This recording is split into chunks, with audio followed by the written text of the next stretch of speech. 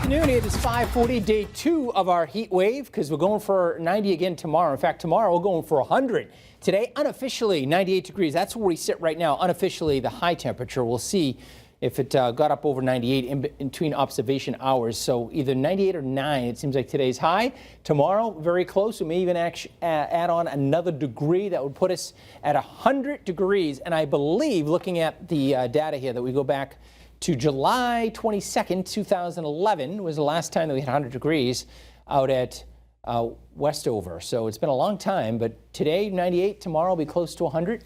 And it is still going to be hot on Wednesday, but it might not be quite as intense. Highs will probably be in the lower 90s with feel-like temperatures between 95 and 100. So there are no extreme heat warnings or heat advisories for Wednesday yet, but I wouldn't be surprised if we put under a heat advisory, which is like a step down from the extreme heat warning. And then much cooler on Thursday. Thursday and Friday, temperatures are going to be going down in a big way, too. We could be talking about highs only in the 70s both of those days. So your forecasted highs tomorrow, look at this, up and down the eastern seaboard.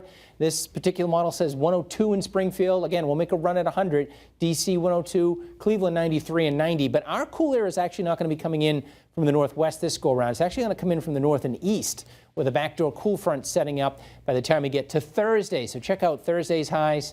How about readings in the 70s on Thursday, with quite a few clouds around too, maybe a few showers. As the front arrives late Wednesday, we could see a couple of thunderstorms. But today and tomorrow, it's been all about the heat and will continue to be so. The heat and the humidity, 70s for overnight lows tonight, so 70 to 75. So not cooling off a whole lot, that warm, humid feel. And tomorrow, we're off to the races again. By 10 o'clock, we'll already be around 90 degrees, and we'll make a run at 100 tomorrow afternoon. So extreme heat warning and heat advisories are in effect at least until Tuesday at 8 o'clock. Tomorrow evening, of course. Dew points are right up there, either real humid or tropical. We come in bouncing between about 68 and 75 for dew points, and they come way down Thursday and Friday as the temperatures come down as well. But right now, we're sitting at 98 with a dew point of 70, giving us a feel-like temperature of 105, 98 degrees right now in Springfield, 95 in Hartford. Worcester's at 92. Look at Boston, at least right along the shoreline. The wind has just swung around into the east. Well, it's freshened a little bit here, so wind coming in off the water, and of course the water temperatures are in the low to mid 60s, so much cooler in Boston, but you don't have to get that far from the city and the temperatures go right up by the 128 belt. And of course, no sea breezes here. We're in the upper 90s. The Cape a lot cooler as well, but it's extremely humid everywhere, just not as hot along the shoreline. Tomorrow, 97 to 102. That's your backyard forecast tomorrow.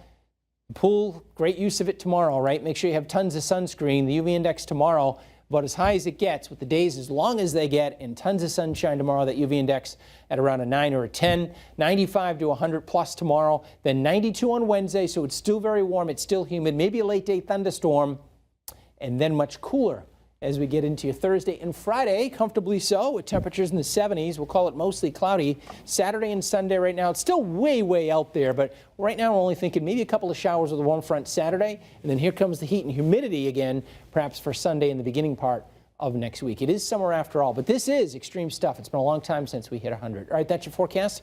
We'll see you again in a few minutes. Amanda and Chris, back to you. Quite the start to summer. Thank you, Dan. The state's Office of Travel and Tourism is keeping track of events being held this year and the next, so residents from all over the Bay State can take part.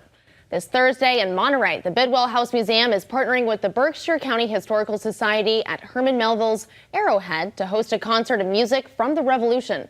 That will take place at the Bidwell Museum from 4 to 5:30 p.m. And then this Sunday in Hadley, the Porter Phelps Huntington Museum will be presenting a public talk call featuring a historian of 18th century soldiers, a scholar of local indigenous histories, and the director of the Slavery North Project at UMass. That'll run from 2 to 4 p.m. For more information, you can go to Massachusetts250.com.